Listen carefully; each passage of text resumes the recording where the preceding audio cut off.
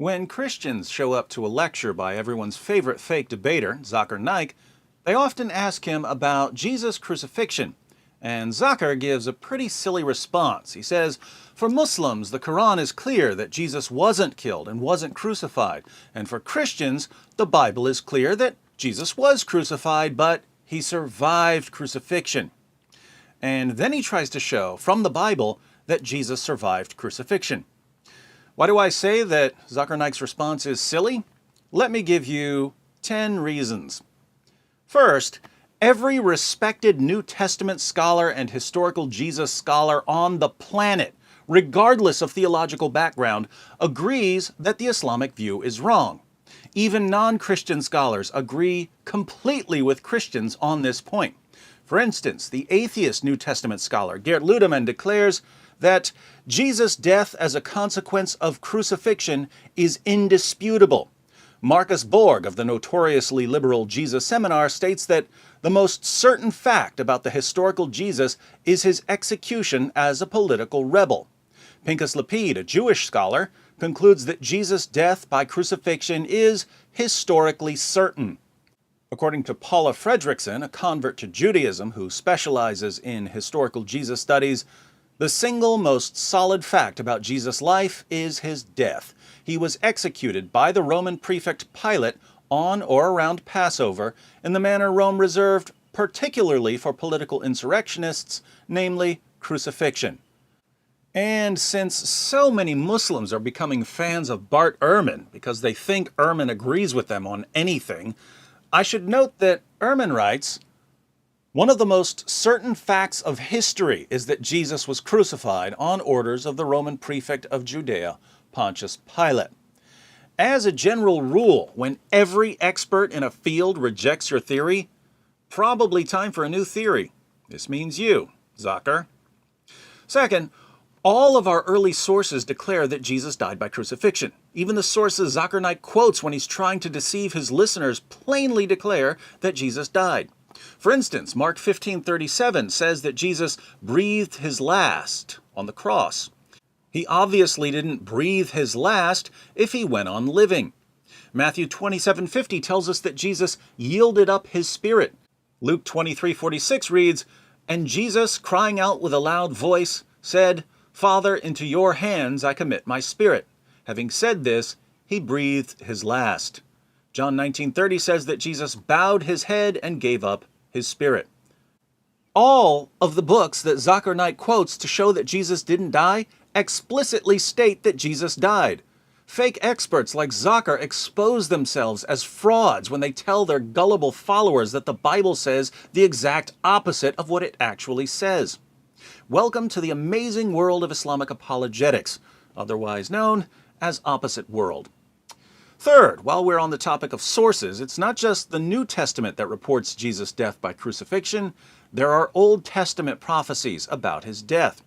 In Isaiah 53, for instance, the prophet Isaiah tells us about someone who would die for our sins and rise from the dead.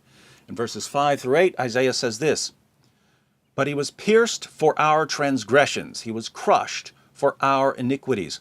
The punishment that brought us peace was on him, and by his wounds we are healed.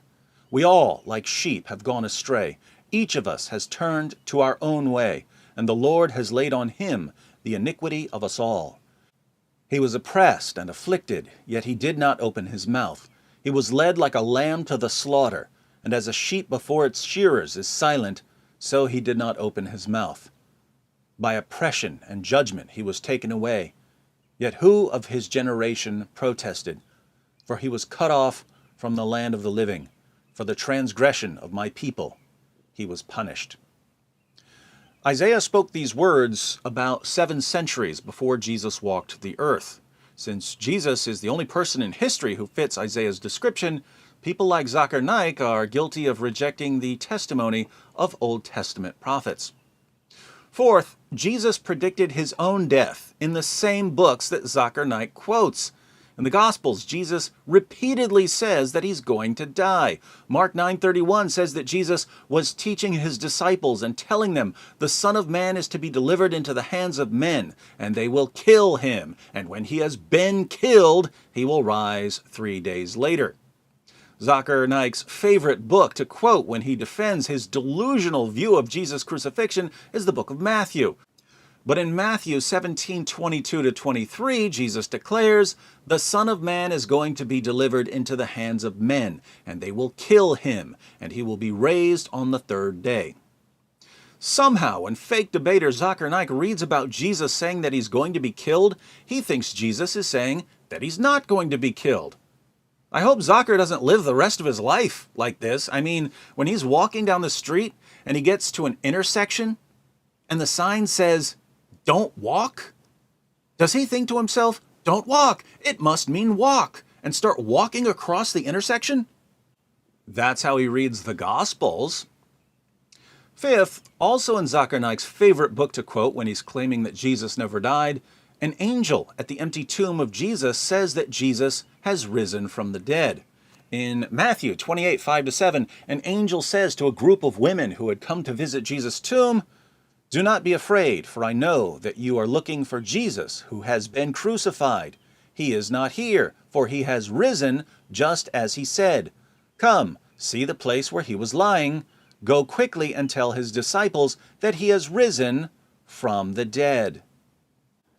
Oh, let me guess. When the angel says that Jesus has risen from the dead, he really means that Jesus never died, because angels always say the opposite of what they mean, according to the Zakir Naik method of scriptural interpretation. Sixth, Jesus' followers claimed that he had risen from the dead because he appeared to them after his crucifixion. But if Zakir Naik is right, and Jesus actually survived Roman crucifixion, he would have been so horribly mangled and disfigured that no one would ever have concluded that he had risen from the dead. Jesus wouldn't have been able to walk for months. His skin and his back muscles would have been torn to shreds. His wounds would have been badly infected.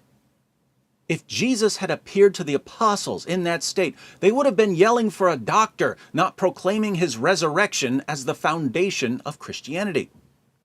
Now, Zakir once studied medicine, so he should know this, unless, of course, he read his med school textbooks the same way he reads the Gospels, in which case, I'm glad he's not practicing medicine.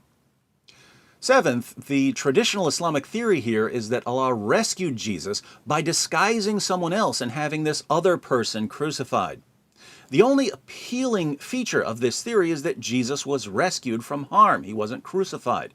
The theory is flawed in every other conceivable way, but at least Jesus wasn't hurt. That's something. But Zakir Naik's theory doesn't even have that going for it. According to Zakir, the Romans tortured Jesus and nailed him to a cross, and Allah allowed it for no reason. Christianity teaches that Jesus suffered and died, but that there was a point to his suffering and death. What's the point of Jesus enduring suffering and crucifixion according to Zakir Naik? Allah rescues Jesus, but only after people lash him and nail him to a cross. Seems like the divine rescue came a little too late. Eighth, if Zakir's view is correct, then everyone in the first century completely misinterpreted what happened.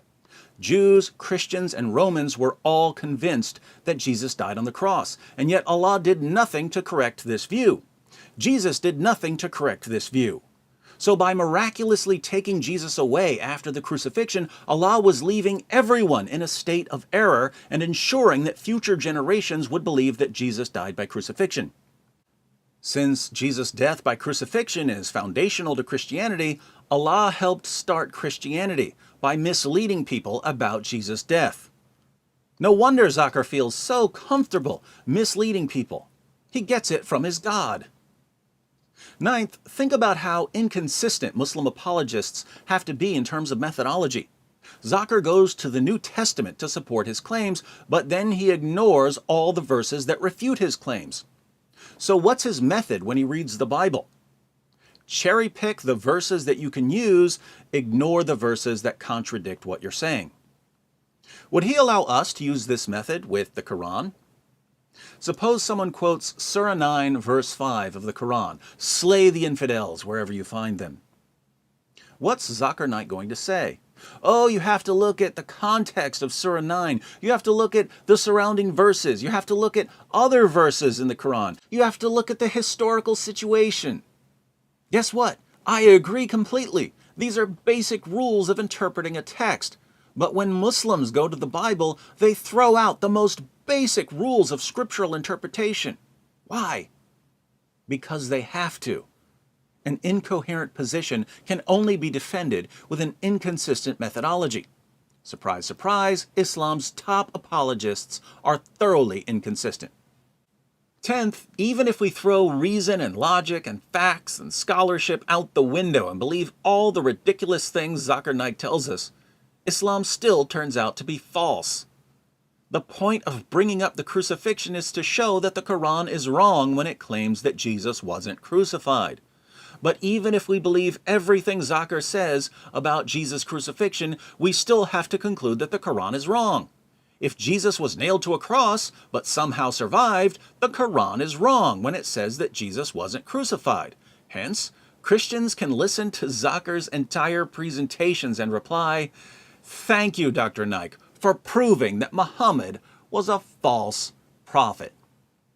So, even after Zakir Naik goes against every respected historical Jesus scholar and New Testament scholar in the world, even after he goes against all of the first century sources that he quotes to defend his position, even after he goes against Old Testament prophecies about Jesus' death, even after he goes against Jesus himself, since Jesus repeatedly told his followers that he was going to die by crucifixion, even after he goes against the angel who said that Jesus had died by crucifixion, even after he ignores the fact that if Jesus had somehow survived crucifixion, the disciples never would have concluded anything about resurrection because he would have been badly in need of medical attention, even after he insists that Jesus suffered pointlessly, even after he portrays God as a cosmic trickster who misled people by miraculously sustaining Jesus and then taking him away, knowing that everyone was convinced that he had died on the cross, even after he displays his utter inconsistency by using a method of interpreting the Bible that he would never apply to the Quran,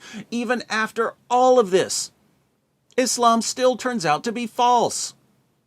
No wonder Zakir has been running from Christian debaters his entire career. If this man ever steps on stage with an experienced Christian debater, just one, it's game over for him and for his gullible followers. So, Dr. Naik, have fun hiding in Malaysia.